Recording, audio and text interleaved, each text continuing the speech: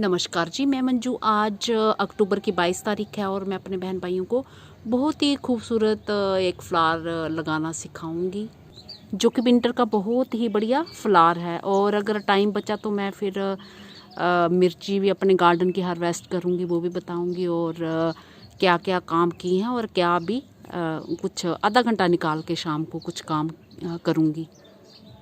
तो मैं जिस खूबसूरत प्लांट की बात कर रही हूँ तो मैं नेस्टेशियम की बात कर रही हूँ कि नेस्टेशियम को अभी आप ग्रो कर सकते हैं।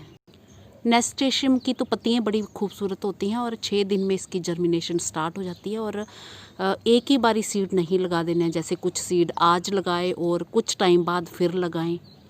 तो इससे ये है कि गार्डन में लंबे टाइम तक इसके फूल आते रहते हैं। जैसे जो पुराने फूल हैं वो ख़त्म होते जाते हैं और ख़त्म होने पे आते हैं और नए नए प्लांट्स तैयार होते जाते हैं और फिर फ्रेश फ्लावर्स आते हैं। तो ये मिर्ची भी हम गार्डन की अपने ये हार्वेस्ट करेंगे। तो मैं सोच रही हूँ ये पौधे निकाल ही दूँ। काफ़ी कुछ मैंने जो पौधे कई चीज़ों के निकाल दिए हैं, फिर इसमें कुछ ग्रो करूँगी। और तो चलिए, ग्रो करने से पहले इसके बारे में कुछ मोटी मोटी जानकारी पा लेते हैं। ये मैक्सिको और साउथ अमेरिका का नेटिव है। इसका नाम जो है ग्रीक वर्ड जो है ट्रोपियन से पड़ा है, जिसका मतलब होता है कि ट्रॉफी। बिकॉज इसकी लीव्स जो हैं शील्ड जैसी दिखती हैं। पहले टाइम में, पुराने ज़माने में जो सोल्जर होते थे तो वो लड़ाई में उसी तरह की शील्ड का इस्तेमाल करते थे अपने बचाव में। तो इसकी जो लीव्स की शेप होती है काफ़ी कुछ उनसे मिलती जुलती होती है। तो इसकी जो स्टेम होती है वो पतली और लंबी होती है। ये या तो ड्वार्फ हो सकता है या फिर ट्रेलिंग टाइप का होता है। तो जो ड्वार्फ वैरायटी होती है तो उसकी हाइट अप्रोक्सीमेटली 1 फुट होती है, और जो ट्रेलिंग वैरायटी होती है वो करीब 2 मीटर लंबी हो सकती है। और उसे स्पोर्ट भी आप जो है स्पोर्ट की उसे ज़रूरत पड़ सकती है। तो इसके जो फ्लावर्स होते हैं वो 6 से 7 सेंटीमीटर के होते हैं। कई बार जो लीव्स की ग्रोथ ज़्यादा हो जाती है और जैसे फूल वगैरह कम आते हैं, तो उस केस में आपने क्या करना है, इसे पानी और न्यूट्रिएंट्स को उतना ही देना है जितनी की ज़रूरत हो। तो बोलने का मतलब है कि अगर ज़्यादा हो जाते हैं तो फिर ये चीज़ें ज़्यादा होती हैं और फूल जो है कम होते हैं। तो इसके जो फूल होते हैं वो येलो, ऑरेंज, रेड कलर के होते हैं। और कुछ में जो होते हैं अलग अलग कलर के निशान भी होते हैं। तो इनकी प्रोपगेशन कैसे करनी है? प्रोपगेशन सितंबर और अक्टूबर से सीड से की जाती है। और 6 दिन में ही जो जर्मिनेशन इनकी स्टार्ट हो जाती है। और इन्हें डायरेक्टली आप क्यारी में ग्रो कर सकते हैं। और अगर बहुत ज़्यादा घने प्लांट्स हों तो आप फिर थिनिंग कर सकते हैं, उनको निकाल सकते हैं और ट्रांसप्लांट भी कर सकते हैं। तो इन्हें आप क्यारियों के अलावा पोट्स में लगा सकते हैं, हैंगिंग पोट में लगा सकते हैं। तो ये बहुत ही अच्छे लगते हैं। और सीड ग्रो करने के 2.25 ढाई जहाँ 3 महीने में फूल आ जाते हैं। तो मेरे यहाँ तो 2.25 महीने में जो जनवरी में फूल आना जो लास्ट टाइम स्टार्ट हो गए थे। तो बस इस तरह से करते हैं। और धूप इसको कैसे चाहिए?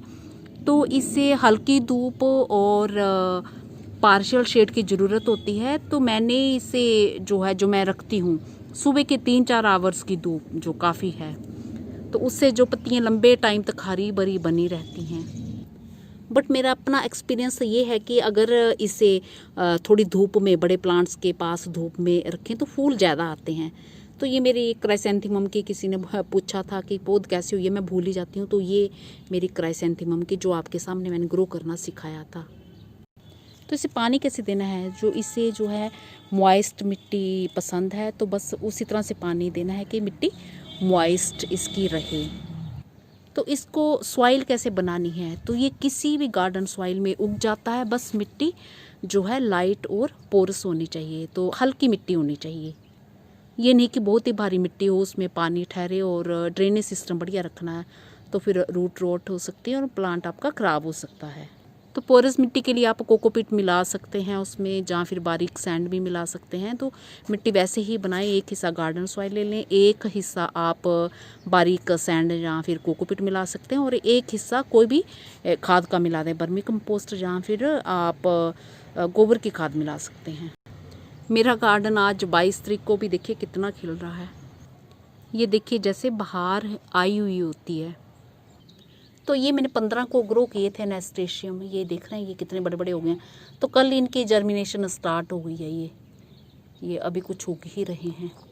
तो अभी आप लगा दीजिए, फिर कुछ कुछ नवंबर में भी मैं लगाऊंगी। तो मैंने इस तरह का पोट ले लिया है। तो पिछली बारी भी मैंने इस तरह के पोट में ग्रो किए थे, और मिट्टी वीडियो बनाने से पहले मैंने खूब सारा पानी डाला ताकि सीड हमारे हीलेनी मिट्टी सेट हो जाए। पहली बारी पानी डालते हैं तो ज़्यादा डालना पड़ता है। और ये मेरे गार्डन के सीड्स, तो जो ये देख रहे हैं जो डार्क कलर के होते हैं वो डार्क कलर के फूल निकलते हैं, और लाइट वाले लाइट कलर के। तो ये मैंने नोट किया है, और मैं बस इस तरह से लाइनें बना लूँगी इनकी। ये ऐसे लाइन बना लूँगी, और बना के फिर ये ऐसे बस थोड़ी थोड़ी दूरी में ये ज़्यादा सारे प्लांट्स लगा देने हैं, और बाद में फिर मैं ये ऐसे दबा देने हैं।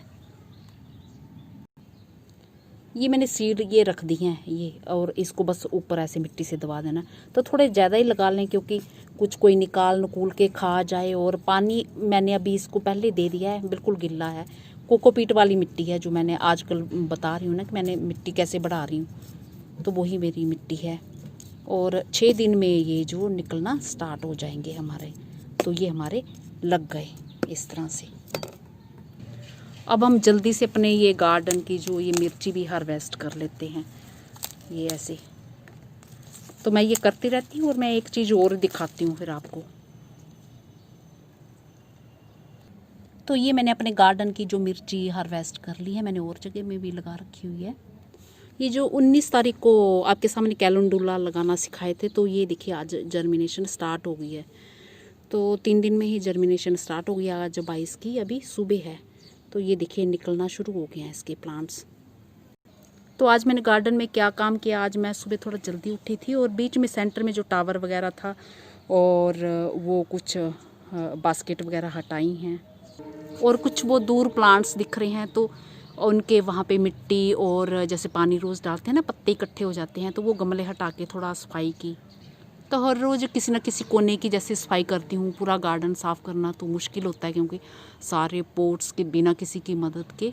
और ये पेरिनियल जो क्राइसेंथेमम है, इनको आज मैंने सरसों की खली की जो है फर्टिलाइज़र दिया। तो मेरे घर में जैसे केले वगैरह के छिलके तो हर रोज़ ही होते हैं, तो वो भी पानी में मैं भिगो देती हूँ, और उसी में सरसों खली 3 दिन पहले डाली थी। तो मेरा ख्याल है वीडियो आपको पसंद आया होगा।